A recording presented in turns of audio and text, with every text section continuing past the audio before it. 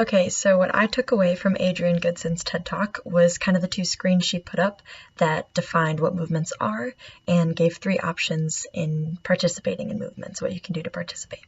So she first described movements are messy, iterative, and innovative. So movements are hit with a lot of challenges throughout the duration of the movement. So sometimes the political agenda is friendly toward your movement and sometimes it's not. Sometimes there's other things going on that are going to block what your movement's trying to do. So I think that I never thought about it as a way that you really have to be changing and turning and always trying to stay relevant and salient in the policy agenda.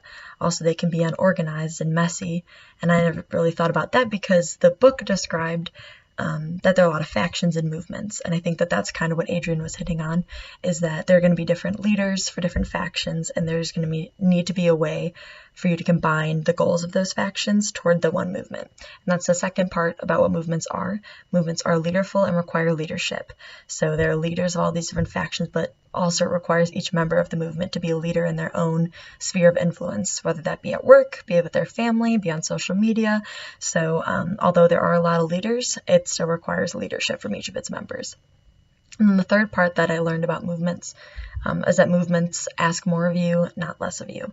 And this kind of she talked about the duration of your life to be involved with the movement. So when you're in the movement itself, you're going to meetings, you're participating in marches, you're doing all the different things that, like campaigns and stuff with the movement or lobbying, whatever.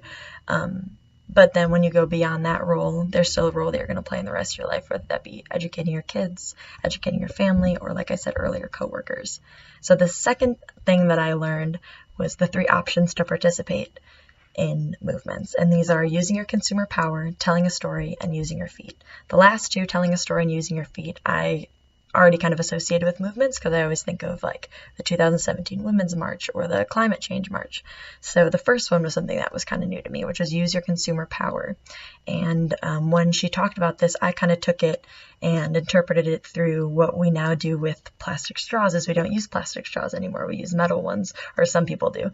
But that's kind of the new movement against climate change, is buying metal straws and using your consumer power to be like, no more plastic. We're going to use things that are reusable. So those are the two things I took away, the definitions of what movement are and the three options you can do to participate in movements.